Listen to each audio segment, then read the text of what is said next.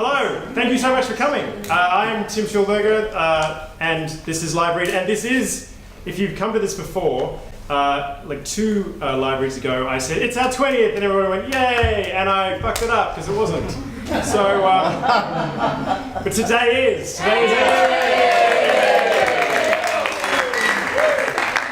thank you. We've been going up for almost 3 years, and this is awesome, and thank you so much for coming. Now, before I forget, two things I have to remember. One, follow us on Instagram or you're all dead to me. We are at LiveRead LA. I can wait. Second thing is, I want to congratulate people. First, I want to congratulate the finalists. Do we have some finalists in the house tonight? Please put your hand up so we may applaud. There's one. There's one. Congratulations. So what we do is we pick, I pick the top 10. 2 scripts are the winners, the other 8 are listed as finalists. If you are a finalist, you get a bit of free feedback from me, which you will get soon, I promise, in the next day or so, just to sort of try and help the process. So yeah, congratulations, and thank you so much for entering and for, entering your scripts that were so solid. I also want to congratulate the 2 winners. We have Rodney, who is somewhere in the house. Where are you, Rodney?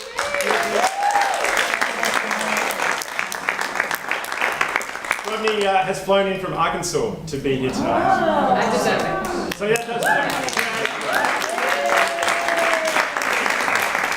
until we hear his script, and then we get awful. And we have Jeanette and Giovanna, who are there. And none of this would be possible without our insider, because she's really the most important person in the room. And it's Felicity down the front here. Congratulations. Felicity is a genuine development executive, so if you want to pitch her anything, she'll absolutely make it next week. Guaranteed. Open submission. Yes, it's just open. Yeah. The whole point of this community thing is that we are a space that writers can come by themselves, hopefully meet someone, hopefully learn something, and be involved in our community. So thank you so much for doing that. So, then let's do Jeanette and Giovanna's script. Let's get going. Exterior rooftop pool day. It's a beautiful, sunny, semi-clear Los Angeles day. A sparkling empty pool is interrupted by the splash of someone diving in. A waiter carrying 2 extravagant-looking cocktails on a tray walks out behind a bar, past a row of unoccupied lounge chairs, to the far side of the pool. He stops as he approaches the only 2 girls there, laying on their stomachs, tanning their backs. Ladies, your drinks? The girls flip over, revealing Denise, 26, and Angel, 26. Not Instagram models, but trying their best to be. They reach up and each grab a cocktail. The waiter walks away and the girls turn to each other. Cheers to working our asses off. To getting where we need to be. To never giving up. Wow, we're so cheesy. They laugh and clink glasses. I'm gonna pick. The girls get closer together for a selfie, holding up their drinks. Angel snaps the pic. Perfect. It's cute. She immediately posts to her Instagram with the caption, "Mondays aren't too bad, #blessed." The girls sip from their cocktails as the picture is sent out into the world, instantly garnering likes, which we hear with pings. Interior office day. A board assistant, 23, scrolls through Instagram on his phone and comes across the picture. He rolls his eyes. His phone rings. He answers with his headset. Leah Frank's office, please hold. He sends the Instagram post in a private group message. Look who's at it again. He hits send. Thank you for holding. Cut to interior Starbucks day. A young woman, 23, in business casual clothes loads up a large order of coffees into multiple trays. Her phone pings. She looks and sees the message from the assistant. She clicks on the picture and also rolls her eyes. She types back. I don't understand. Do they even have jobs? She stacks the 2 trays of drinks and maneuvers her way out of the store. Interior restaurant day. A hostess, 24, at a fancy restaurant is looking down at her phone at a picture. She types into the group message. Sugar daddy, gotta be. Someone walks in and she immediately looks up and snaps into her customer service. Hi, welcome. Interior house day. A nanny, 23, sits at the kitchen counter of a super nice house eating chicken nuggets while young children run all around her. She types on her phone.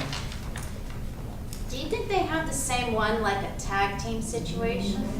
A child falls and starts screaming. The nanny doesn't look up from her phone. You okay? Interior car day. An Uber driver, 24, idles at LAX while her passenger struggles to put bags into the trunk. Instead of helping, she texts on her phone. Power to them. Wish I had a zaddy paying off my life too. The passenger finally gets into the car. Hi, for David? Exterior LAX, continuous. The car pulls away from the crowded curb and slowly makes its way out of the airport. The judgmental voices pile up on each other. Don't know how they could do it. It's like they're bachelor contestants without having to actually go on the Bachelor. Don't think I could fuck an old dude. Except Jeff Goldblum. Obviously. Credits and montage of photos. Angel and Denise on vacation in the Bahamas. Angel and Denise in New York City. Angel and Denise sipping drinks at a fancy club in LA. Angel and Denise at Oktoberfest in Germany. Angel and Denise at Sir Elton John's annual New Year's Eve party. I don't get it. How do they pay for this shit? Fade to exterior Laurel Canyon Boulevard night. The dead of night on Laurel Canyon. There are no lights and no sounds except for the rustling of leaves. Suddenly, a Lexus comes speeding through the curves of the winding road. Music is blaring, but the car is going too fast to make out exactly what it is. Interior Lexus night. Angel and Denise are in the front seats, jamming out to Wannabe by the Spice Girls. Denise drives while Angel dances and sings in her seat. Their hair is flying in the wind with the windows rolled down, a scene of carefree youth. You can almost ignore the fact that they are covered in dirt and blood. So here's the story from A to Z. You wanna get with me? You better listen carefully. You got I'm in the place of love. They both attempt to wrap LP's section, but neither know who it is. They mumble along until they get back to the hook. And as for me, how you see, suck your body down and wind it all around. Suck your body down and wind it all around.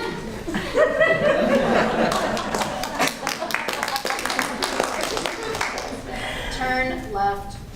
Startled by the voice, Denise yanks the wheel hard left. Exterior Laurel Canyon, continuous. The Lexus screeches and spins out on the road. The trunk flies open and a dead body flies out of the back. The car comes to a stop facing the opposite direction, the body a few feet behind.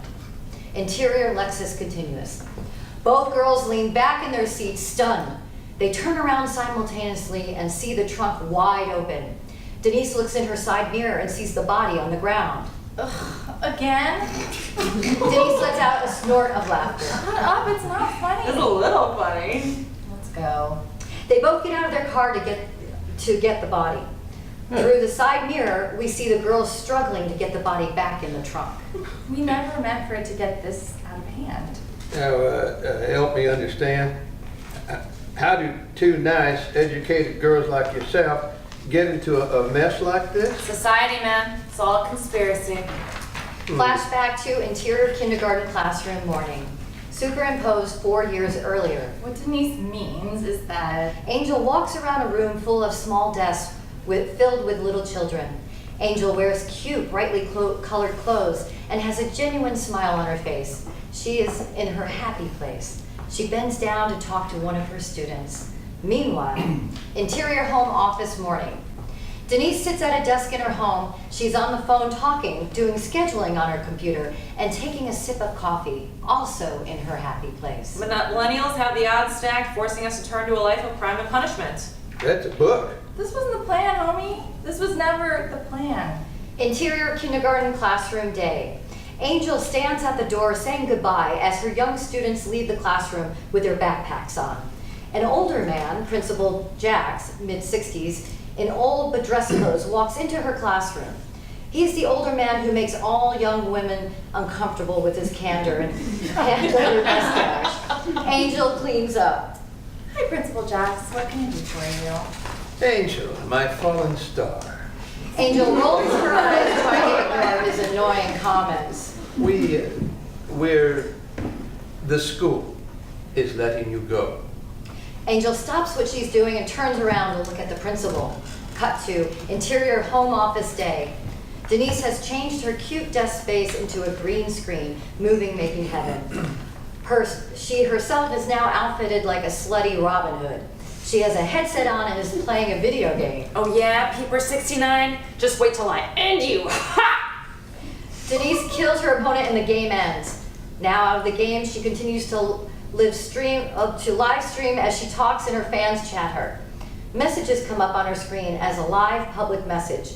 It reads, "I'll donate $1,000 to you if you show me your tits." I'm a good man, E666. I'm not going to take my shirt off. Anyways, back to how I got into live streaming. On the screen, another message comes up. It is another user asking to see her tits and willing to donate. Now, boys, you know I can't be dressed inappropriately. Don't tease with donations. The donations instantly start coming in. First small donations, $50, $75, $100. Then a message comes up from Isma Abish. "I'll donate $50,000, but tits first." Denise looks at it closer. We hear, "Oh shit," under her breath. Is my money beesh? You are my top donor. You know I can't. He sends another message. "Offer expires in 30 seconds. Countdown has begun." Okay. She nervously thinks quick. No one report me. Denise flashes the camera. Before anything else can happen, her live stream ends. A purple banner reads, "Banned." Denise falls to her knees and screams. No! Cut to interior Denise and Angel's apartment night. Angel and Denise sit on their couch in a small, semi-clean apartment. They look despondently at the walls. It's the apartment of millennials who look like they're just on the cusp of making it. Lots of thrift store furnishings trying to be anthropology. Oh, what? B. No response from Denise. How are we gonna pay rent? B. Where are we gonna go? B. What's gonna happen to us? B. Can you say one thing, please? $50,000. $50,000. That's the last of my loans. That's the down payment on my dream house. That's my polar expedition to Antarctica. You're what? Fuck this. We need to regroup. She stands up with purpose. We need a drink. How are we gonna pay for that? Denise whips out her phone. Someone else is gonna pay for it. Cut to interior Angel's bedroom moments later. Denise sits on the bed, scrolling through her phone while Angel looks through her closet. Remind me what the plan is again? Step 1, we find a guy. Step 2, you meet up with him. I thought this was supposed to be a joint effort. Don't worry. I'll be at the bar texting you through it. Then why don't you just do it? Because I've already been banned from this site twice. On Angel's phone, Denise is scrolling through what could be Facebook but is seeking arrangements. She taps on someone's profile. This guy's kind of cute. Wait, never mind. He works in insurance. So he definitely makes under 7 figures. Jesus, what are we looking for? Looking for someone to pay our bills, Angel, and take us to Bali. So, So I can take a really tan picture of me swinging with one of those swings in the jungle, holding a coconut. That's very specific. I've had a lot of time to think about this in my exile. I told you, banned twice. Angel comes out of the closet in a super hot outfit. Is this okay? Denise gives her a voiceover. This we definitely can work with, and if it doesn't pan out, I think I can definitely sell your faceless nudes on Snapchat. Wait, what's wrong with my taste? Hey! I found him. Angel runs over to look. She squints at the screen. Is that the guy from the Fire Festival document? No. Angel, he's gay. But this guy definitely looks like he'd suck dick for water, which is exactly the type of guy we need. Do I have to have sex with him? Angel, maybe. Or at the very least, just, like licking a little. I'm not gonna suck his dick. I would never ask you to do that. I was just talking like rim job. Denise starts laughing. I can't tell if you're joking. Me either. Let's go. Interior fancy restaurant living. Denise and Angel at the host stand of a crowded high-end LA restaurant. Okay, here's how this is gonna go down. You're gonna sit down, you're gonna have dinner, order something nice, but not the most expensive thing on the menu. Don't get too crazy with the filet mignon. But you know I like filet. You said there would be filet. Okay, fine, get the filet. Halfway through, say you have to go to the bathroom. While you're there, he'll slip some cash into your purse. I'll text you once it's dropped, and then you can come back. And then what? Sam job. Denise! I'm kidding.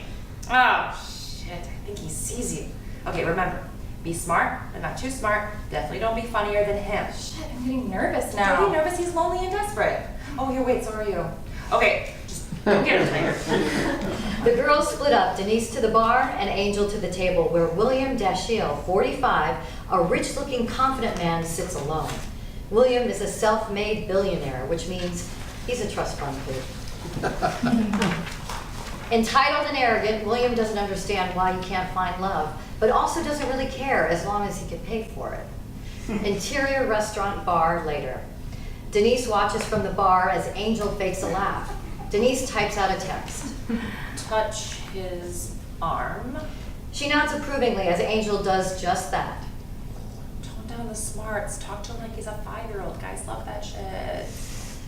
Interior restaurant table. At the table, Angel flips her hair and smiles. So what's your favorite color? Interior bar. A handsome young man in an Armani suit, Enrique, 30, watches Denise from a couple of seats away. Who are you talking to? Denise looks up from her phone. My friend, who's on a date with a guy from Seeking Arrangement. Enrique laughs. Let me guess who. Enrique looks around the restaurant and then points to William and Angel. This game is too easy when you're in LA, but yes, that beautiful, talented, intelligent, and noble fairy with no clue what she's doing over there is my best friend. And she is going to pay our rent by 9 a.m. tomorrow, so I don't have to go back to Ohio. Well, on behalf of the rest of the city, we definitely don't want you to go back to Ohio. Denise finally realizes he's trying to flirt with her, clears her throat, and moves closer. Cut to interior bar an hour later. Denise, now with several empty glasses in front of her, takes a shot with Enrique. Her phone is abandoned next to her, blowing up with texts. And that's how I got banned twice. Purely political. Denise finally notices her phone vibrating. Oh, shit. She looks up and sees that Angel's table is now empty. Oh, shit. I'm so sorry. I gotta go follow my friend. Hold on. Okay, wait. Okay. My Uber's gonna be here in 4 minutes. And then I gotta go follow my friend. Are you going to his house? I know you don't want me to leave. I'm having so much fun too. But Angel just dropped a pin, see? Denise shows him on her phone. Just out of curiosity, how much do you usually make on one of these dates? Well, we need $3,000 just to pay rent tomorrow, and that doesn't even include our loans. Wow, $3,000 just for a date. What about $4,000 to kill him? Denise laughs, thinking he's still flirting with her. Oh yeah, that would be the going rate. Oh, Andre, my driver, is here. Thanks for the drinks. Enrique grabs her arm, suddenly serious. Take my number. $4,000. Okay. Maybe I'll text you later. Enrique stares after Denise as she stumbles out of the restaurant. Cut to interior Williams' mansion, night. Angel sits on the couch, looking uncomfortable and holding a glass of wine, as William paces in the living room, ranting. So that is why I'm saying we will only find order in this world amongst the chaos. Angel turns around as she discreetly texts Denise. I totally agree. On phone. Denise, where the fuck are you? Save me. This guy keeps ranting about weird shit. You're the first woman who can really see what's important. Yeah, I get that a lot. Angel phone vibrates with a text from Denise. On phone. On my way. Tongue sticking out emoji. Angel texts back. I'm going to fucking kill you. William sits down dramatically next to Angel. Angel, I connect with you on a level I usually don't with females. Let me lick your toes. Cut to exterior Williams mansion night. Denise's Uber pulls up to Williams' huge mansion. As she gets out of the car, she sends a text to Enrique. So much fun hanging out with you. Heart emoji. Heart emoji. Heart emoji. B. Eggplant. Nailed it. She puts her phone away and runs up to the house, sneaking around the side. Interior William's house night. William is trying to seductively take off Angel's shoe. Not to ruin this almost perfect moment, but I really have to pee. Angel gets up and walks down the hallway with one shoe on. Interior bathroom night. Angel paces in the bathroom trying to figure out what to do. Angel! Angel stands on the bathtub and opens the window. Denise is hiding outside in the bushes. I'm going to kill you. Why did you stop texting me? I met a really hot guy. Are you fucking kidding me? What? You're the only one who's allowed to have fun. I have needs too. I'm not having fun. He's trying to lick my toes. Well, I have an Uber waiting, so you got the money, jump out the window. So you got the money, jump out the window. Let's get the fuck out of here. Except I didn't get the money. Did you go to the bathroom like I told you to? Yes, but when I came back, the money wasn't there. Fuck! You must be like the Amazon wish list type.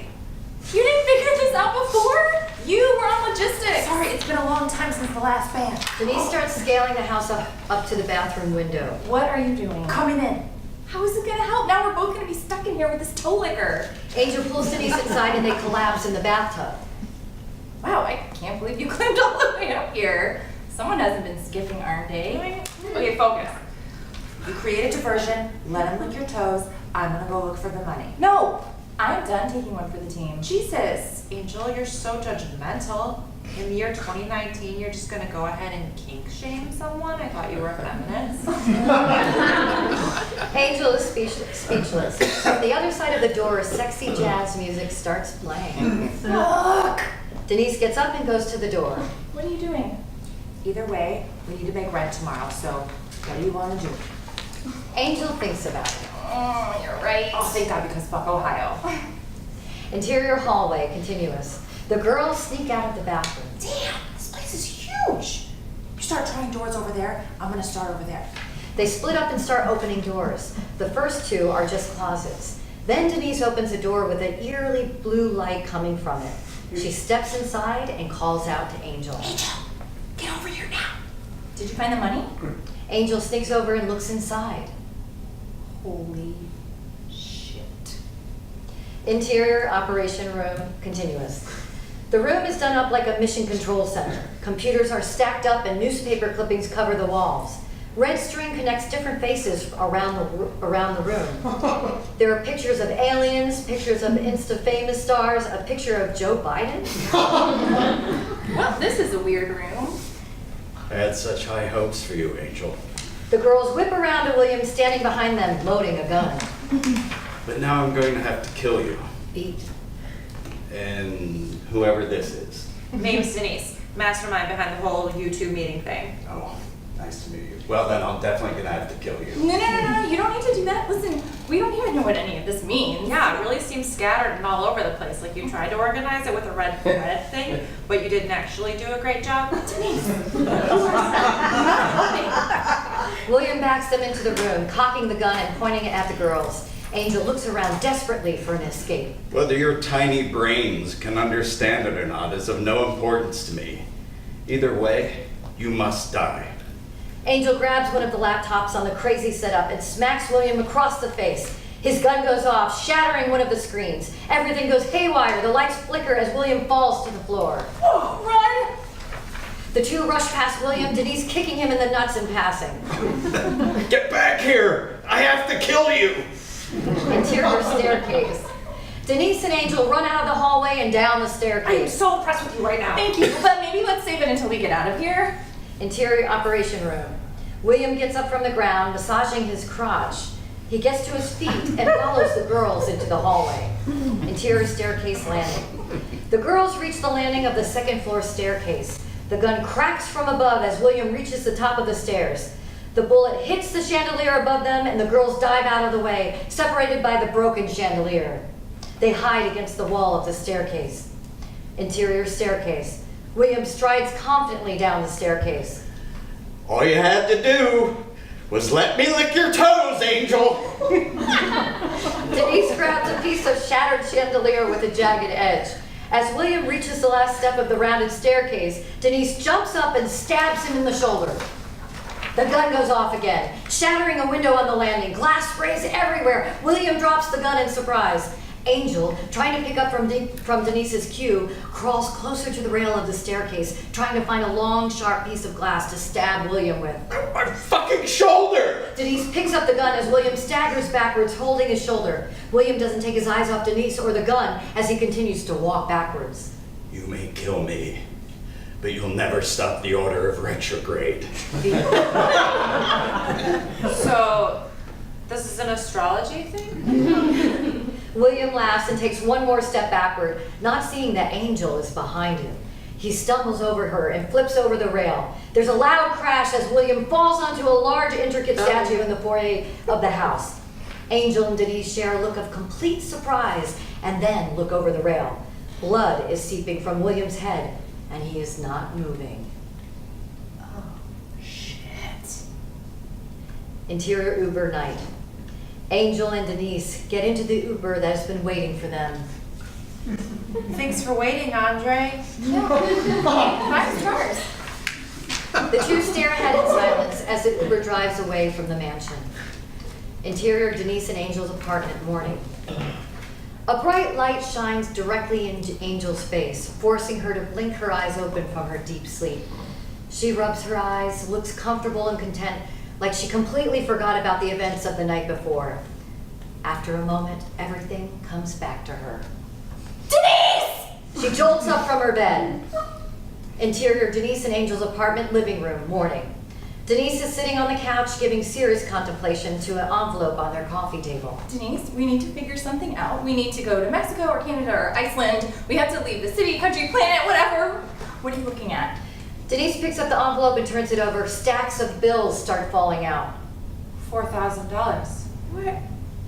How? It was just here when I woke up, along with this. Denise holds up a piece of paper with an address and a note. Meet at 5 p.m. Interior car, late afternoon. The sun is sinking down in the sky as Angel and Denise sit in traffic. So, let me get this straight. Some random hot guy told you that he'd give you $4,000 to kill William? Yeah, but he said it like a joke. Right, but then this morning $4,000 appears in our living room in an It envelope. appears that way. So basically, we were hired to kill someone. I mean, is hired the correct word when you think it's a joke? Angel puts her head in her hands. Denise looks out the car window. Good suggestion, staying off the freeway. Traffic is crazy right now. Right, well you can't just pretend this type of day. Exterior Laurel Canyon Mansion, day. The girls pull up to a long driveway of the most spectacular house they've ever seen. Drake's Place has nothing on this estate. This house is fully outfitted with lavish cars parked out in front and a fountain in the middle of the courtyard. They pull up to the front door, get out their car taking in the full splendor. The two don't realize the front door is open and Enrique is leaning against the door frame. Making his death look like an accident and sneaking out the window like you were never there. Nice touch. Come on in. Startled, they turn towards him, look at each other, then follow him. Touch? Bro, we had no idea. If the target would fall on his head the right way, but making it look like an accident is our forte. They follow him in. Denise looks at Angel confused. Interior Laurel Canyon Mansion, day continuous. Denise turns to Angel as they follow Enrique down the hall. They have some time to chat because this place is huge. Dude, what are you saying? We're just here to be polite. Say thank you and then we'll get out of here. So just play along for now. Okay, I can do that. Just play along like we're murderers. I watched Dateline, I got this. Interior Laurel Canyon Mansion, living room continuous. They enter the most extravagant living room anyone's ever seen. Kylie Jenner's palace status folks. The girls are just speechless. Enrique turns around to them. Rosie was especially impressed. She wanted to meet with you two personally. Something she rarely does. That's because I'm a very busy woman, Kike. We see Rosie, 38, walking down the beautiful banister staircase. She's the epitome of boss bitch in her white pantsuit, red bottom high heels, and overall put together look. Rosie, this is Denise and Angel. Rosie comes right up to the girls to shake their hands. She is serious, but not rude. Thank you for your work. Our pleasure. Everyone looks at Denise with a, is it really kind of a glance. I've been looking for employees like you two for a long time. Efficient and effective. Rosie doesn't take her eyes off Denise and Angel. Right. Women. Women. People so often take advantage of my services. Without a firm grip back and forth, you never reach completion. The girls pause at this visual. Yes, That's so real. Same with me. 100%. Enrique looks as if he's still trying to figure out what the comment meant. So, I'll need you two to be the firm grip and clean up the mess. Denise and Angel stammer out words of gratitude but rejection. Rosie doesn't listen and walks right past them. I've got a good feeling about you girls. You know, it's so hard to find professionals nowadays. Kike, get them up to speed. Rosie leaves. They're just left with Enrique, aka Kike. Look, it's just look. It's really nice of you and Miss Rosie to offer us a job, but I think we're gonna have to decline. Anyway, thanks anyway, Kike. Text me if you're free next weekend. The girls turn to leave when they hear the click that can be none other than a gun being cocked. Angel and Denise freeze at the sound and turn around slowly. Denise puts her hands up. But Kike, I don't think you girls understand. It wasn't an offer. You're already in this. Plus, this pay will blow your select arrangements Seeking. payment out of the water. And you never have to get your toes sucked. He points the gun at them. You both have a natural talent. Too bad. No, listen. I think we got ahead of ourselves. I definitely think there's something we can work out here. Can we have one more chance to prove our talent? Angel bats her eyelashes. Enrique softens and lowers the gun. He pulls a piece of paper out of his pocket. Your list of targets. Angel takes it with a shaky hand. And your burner phones. He hands them a plastic bag with 2 phones in it. What's the data plan like on this thing? Exterior, the bungalow, day. Denise sits alone on a cushioned sofa on the patio of the bungalow, looking like a nervous wreck. Angel struts up, holding 2 glasses of champagne.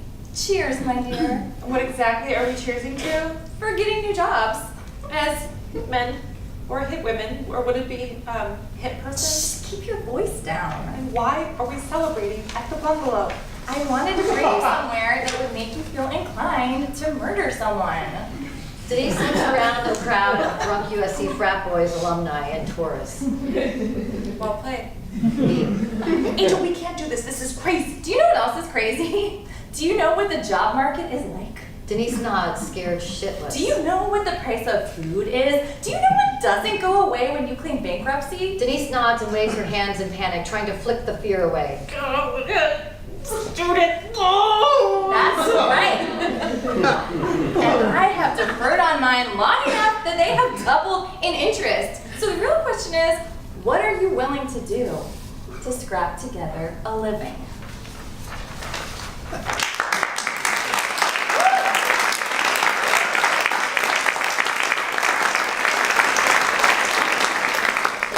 Do you want to go first? Yeah, that was glorious. That was a really good time. 2 things I particularly loved was that you share a love of Jeff Goldblum, which got me very early, and also your intimate knowledge of the Fire Festival and how the events played out in disgusting ways was also fantastic. this idea of like accidental assassins is a brilliant one, but it also feels really familiar, which I really like about it. So you're completely in from the get-go. I mean, this is probably a really dated reference for everyone, but like they're like Romeo and Michelle. Like you instantaneously love these two. So I just have a lot of really nice things to say, honestly. I just think, just generally, I think it's like hugely relatable and just, like I said, it's very endearing. And I really, like, one thing that I'm typically sort of opposed to, and this is probably coming from my family film background and the types of movies that we develop, is that I typically don't like things that are of a particular time, that are able to be placed, particularly now. Those pop cultural references can sometimes be a little jarring and grating for me. This just completely embraces them and kind of makes fun of them, essentially, which I really love. So I was surprised even for myself, because normally, like I said, I normally am quite reactive to those type of things, but it does make a lot of sense. And it also feels like, I would love to think that you guys are making this movie very soon, so you don't need to update your references, but they all feel, as completely relevant for now, but they do also feel like they can be adaptable and be changed. If you're shooting this in 18 months, there are going to be things that you can continue to adapt and kind of plug in. I also just love that this is a real expression of the bond of female friendship. But that was one thing that I think I would have liked explored a little bit more.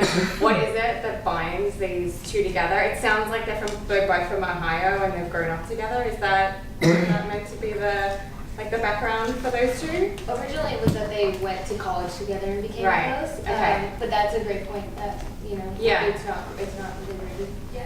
Yeah, because obviously they're about to embark on this incredible adventure together, and so I just want to know, like, what is it about them that we can refer to later on when maybe I imagine things are going to get tough, their relationship's going to get strained, and so what is it that we can refer back to from the beginning of the film that makes us kind of realize that this is going to be okay. These guys have got each other's back. I love that you are, talking about the commoditization of women's bodies, and like you were making reference to this moment that we're living in. And as I said, I think that those things can continue to evolve over time, depending on, when you're making this film. What else? I think there was a moment where I felt like, and I think this was probably a conscious decision, but I think that Angel had this turn where she went from feeling like a victim and that she was being kind of, dragged along by Denise and her whims.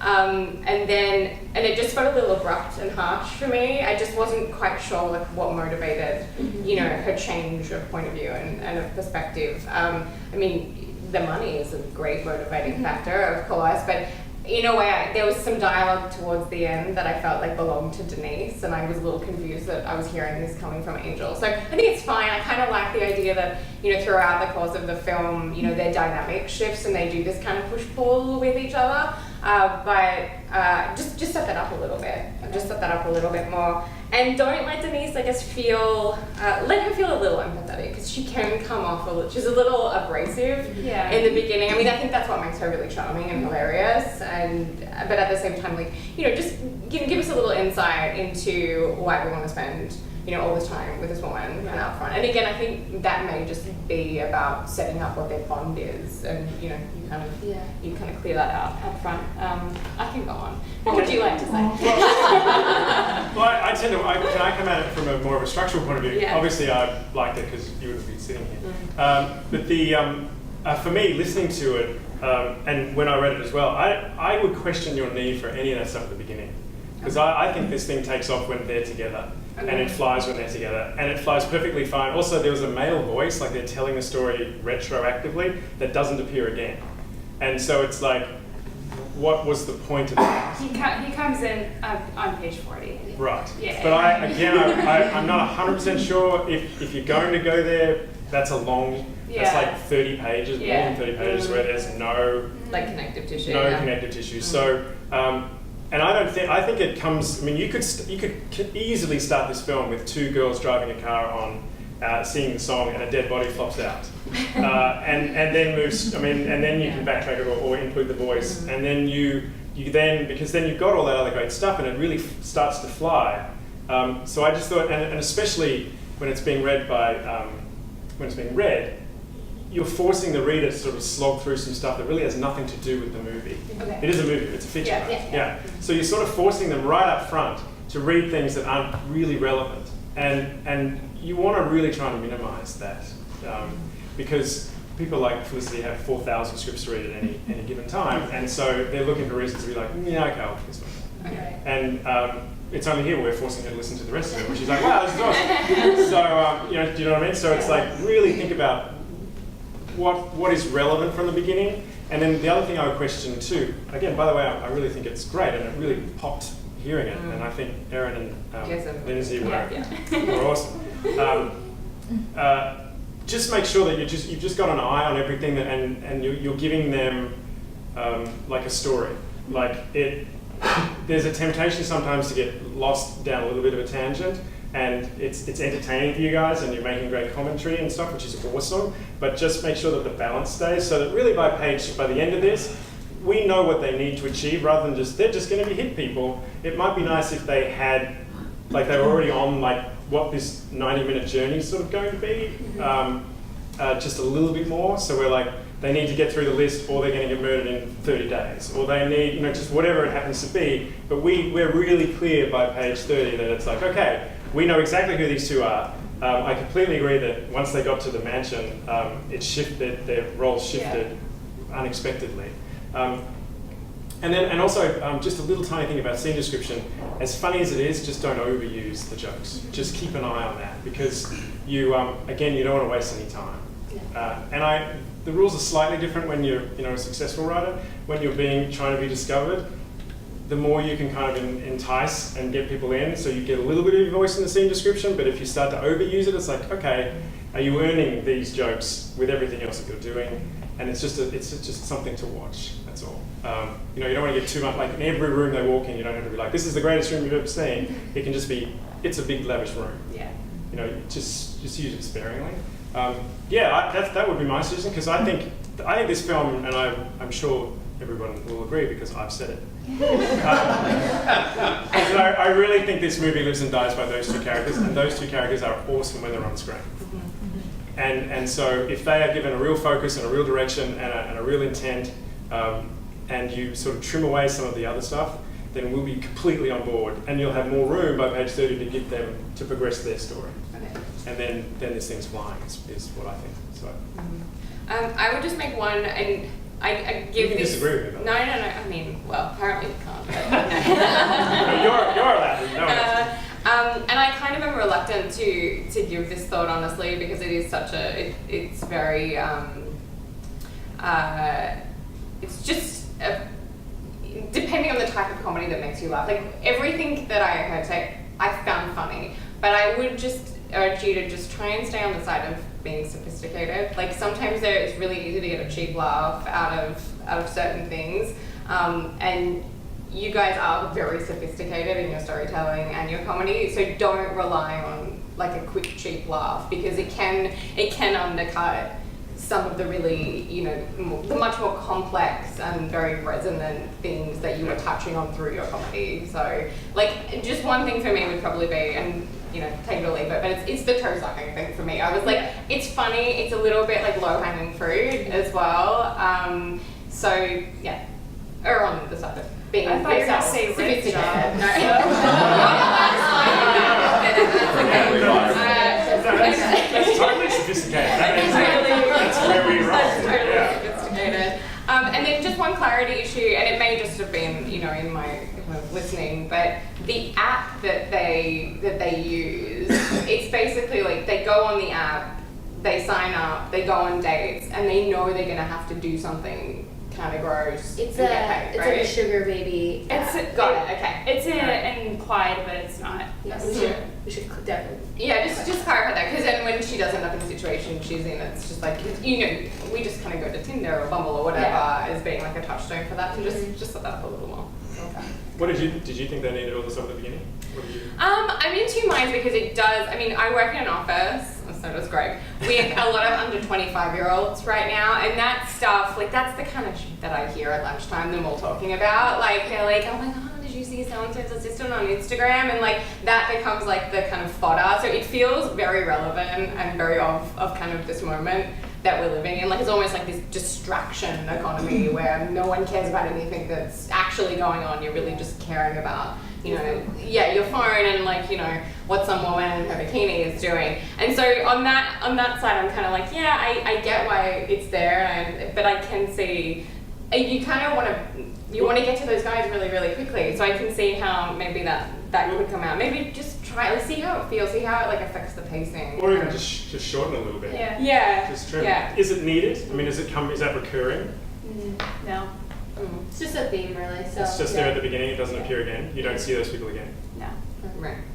Yeah. So it's just a I mean, screenwriting. It's just it's a worrisome thing to introduce your movie with characters you never see again. That's all. Just from a basic. So you can, but if we don't see them again, then you're going to be like, what happened to those people? Why was that? Why did I bother reading it? So it's again. Anyway, shall we open it up? Now fun begins. Yes. Rodney, really? All right. Am I allowed to say it? Yeah.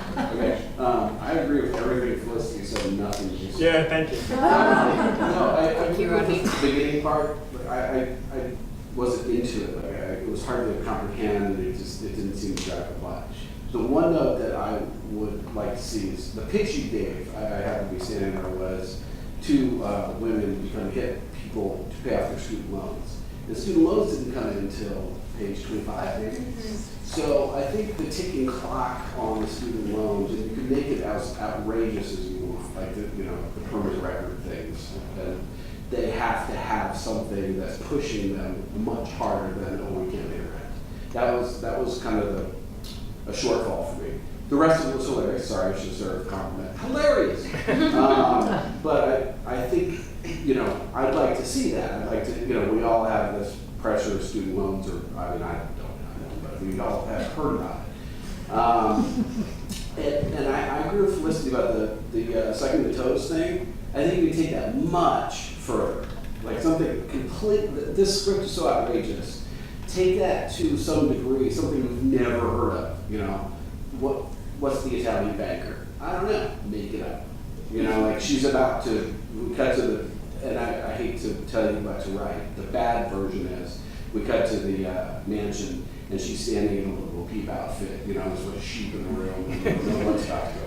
Right. But I thought it was great. I thought it was really funny. And the two actresses who, you guys are fantastic.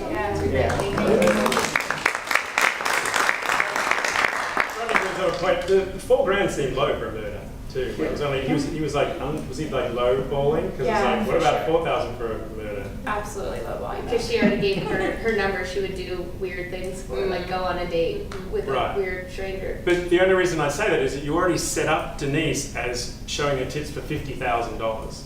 And she wouldn't have accepted $4,000 to show her tits, but yet she was sort of okay about $4,000 for murdering someone.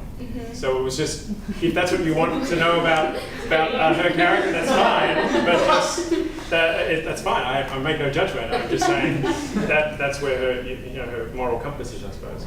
Not in a bad way. Anyway, carry on.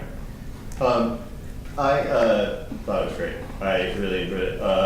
The one thing with the turn at the end of Angel, I just was wondering if you envisioned that she, because the turn where she was like on board with it in the last scene, I found very entertaining, but I agree that it came a little out of nowhere.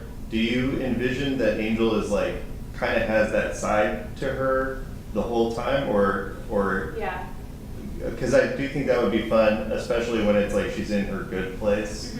If there was like a little hint of it at some point removed when she's not around Denise, where we see like a little bit of that side of her, just so that it is believable, just because it was like, it's fun, it's really fun to discover that it's not Denise driving everybody, or driving Angel, and Angel in the backseat, and when we discover that they're actually like co-conspirators down the highway, I think is when it's really like, oh, both of these characters are like codependently feeding each other into murder times. Very nice.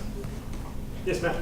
I really liked it. I thought it was great. I think the one piece that I wanted to see some like flip-flop of the correlation causation was that she's a teacher, and I teacher and sort of instructing her in this process, but to have her lose her job because of showing her tits on Twitch.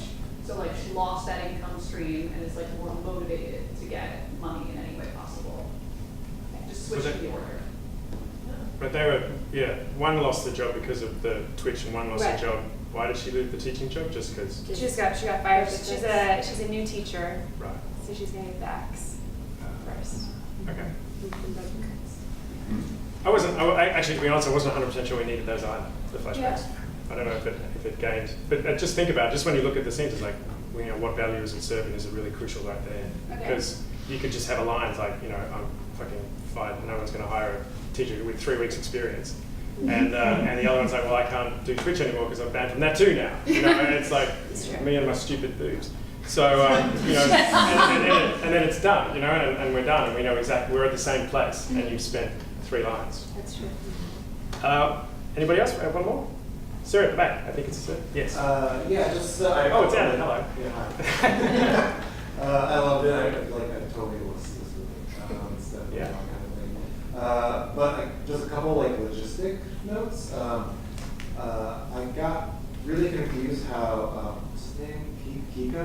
Kika. I got confused how he knew so many details. He seemed to know everything down to the television stuff. Did he have a camera? It seemed kind of out of nowhere. And that was a hint for something else, and that's great. But if it's not, then it felt very confusing. Kind of took me out of it. Why is he's omnipresent all of a sudden?